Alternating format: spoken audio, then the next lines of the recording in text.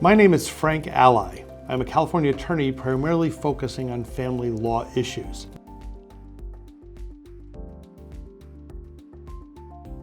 Now let's get started.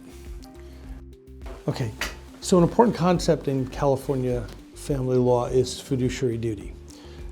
Fiduciary duty is complicated, but it's an easy term, and the purpose of this video is to make sure that you have a better understanding of what a fiduciary duty is.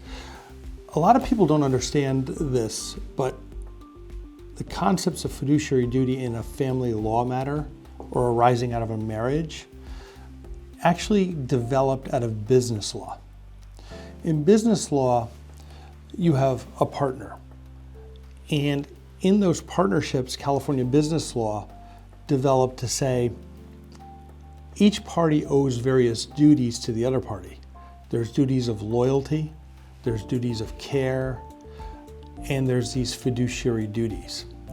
A fiduciary duty basically means that you must act in the interest of your partner, your business partner. Now, these concepts were co-opted into family law because as family law developed through California in the late 1800s and into the 1900s, the courts started to realize that a husband and wife really are a partner with one another.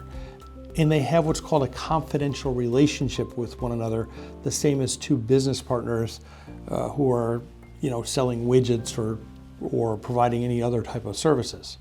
So the husband and wife have developed duties to each other, and those are called fiduciary duties. These duties were later codified. So in summary, fiduciary duties means that individual parties owe a duty above themselves to the other party. This has been codified in the California Family Code statutes. In fact, California Family Code section 721 states that spouses are subject to the same general rules governing fiduciary relationships that control the actions of persons occupying confidential relations with one another. This confidential relationship imposes a duty of the highest good faith and fair dealing on each spouse, and neither shall take unfair advantage of the other. This confidential relationship is a fiduciary relationship subject to the same rights and duties of non-marital business partners. A couple applications of fiduciary duty. Let's talk about what's called the duty of loyalty. Duty of loyalty means that you have to account to your spouse for anything that's going on with the community that you're in control of. You're prevented in acting in a manner that's adverse to the community. So for example, if you have a business, you're not allowed to take money from that business and siphon it off to non-marital interests that don't benefit the community. That would be a violation of your duties of loyalty. Now, there's no rule that says you and your wife or husband together can't decide to siphon money from one community interest to something else, but you can't do it without permission or consent. One person doesn't get to manage at the expense of the other party.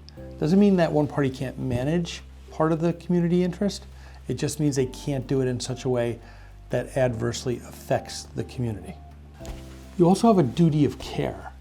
And a duty of care means that you need to take care of things. And you need to do so in a prudent, responsible manner. So for example, someone decides, one of the person who controls the money in the community, decides, I'm gonna go out and spend all our life savings on cryptocurrency, or I'm going to invest all our money in silver or gold. The trouble is, if that's not determined to be a prudent, rational strategy, and there's losses, you violated your duty of care to the community, because your responsibility is to take care of the community, and gambling away the community's assets irresponsibly or in an unreasonable way would be a violation of that fiduciary duty. That doesn't mean you can't make an investment that would be reasonably prudent, or maybe buy a little bit of cryptocurrency, or maybe buy a little bit of silver or gold because you think it's going to go up as part of an overall strategy. but you can't go over the top.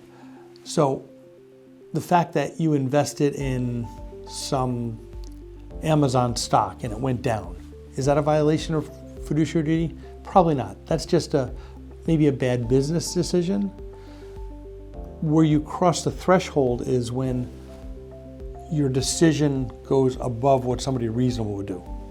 Investing all your money in Amazon or investing all your money in the cryptocurrency. So this is kind of a gray area. Ultimately, your decisions on whether you violated your fiduciary duties are going to be determined by a judge sitting in a chamber who says, you shouldn't have done that. But that fiduciary duty, loyalty and care is really important, and you owe it to each other. Fiduciary duties also mean that you have duties of accounting, you have duties to be upfront with what's going on. And these fiduciary duties don't necessarily end when your marriage ends. Because if there's still community assets being managed, or even separate property that may have some community interests still being managed by you, you still owe that duty of care, duty of loyalty, and you still have to put the other party's interest above your own. Okay? So, part of your fiduciary duties is reporting to the other party what's going on. We have disclosure requirements, and we've done other videos on disclosures. The reason we have disclosures is because the public policy of California is that each party should know what's going on, and all those transactions, assets, debts, income, and expenses for each party need to be disclosed to the other party. They arise out of your duties to show the other party that you're putting the interest of the community above your own personal interest. So the duty of reporting the disclosures fall into the whole fiduciary duty realm. There are significant and serious consequences to violating your fiduciary duty. Those can be as much as a property being awarded to the other party, or sanctions or penalties being applied to you for your dishonest dealings. I've seen cases where one person owns a business, manages a business during the marriage. Then there's a divorce, and suddenly all the assets of that business are transferred to a third party. We call that a fraudulent transfer. That would be an extreme breach of a fiduciary duty. We've seen people who've taken money out of a bank account. So for example, somebody's married, they have a HELOC. They take the HELOC, they take the money out of the HELOC, they put it into a savings account. It's going to be used for some marital purpose, but then there's a breach or disruption in the marriage. The money's sitting in the account, and suddenly that money is used for the other person to go buy their own house or to gamble at the casino or just siphon off to some other place. That would also be a breach of fiduciary duty.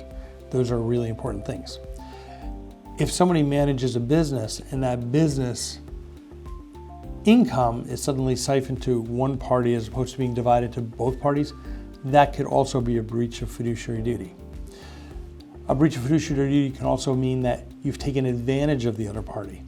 We're going to talk in other videos about community and separate property and commingling. But say you have assumed the role of the manager inside the business and you decide that you're going to refinance the house in your own name,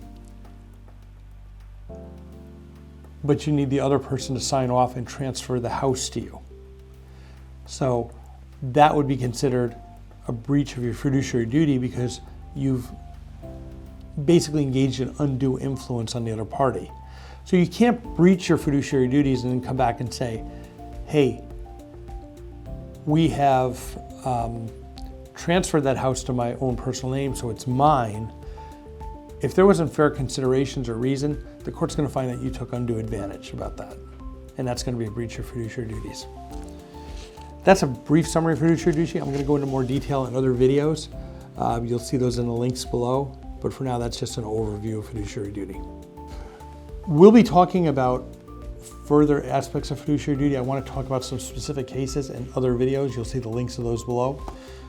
But for now, I'm Frank Ally. I'm your ally in family law. Fiduciary duty is really complicated and really easy. So if you think there's a fiduciary duty problem, make sure you consult with an attorney to figure out what's going on. Thank you for listening.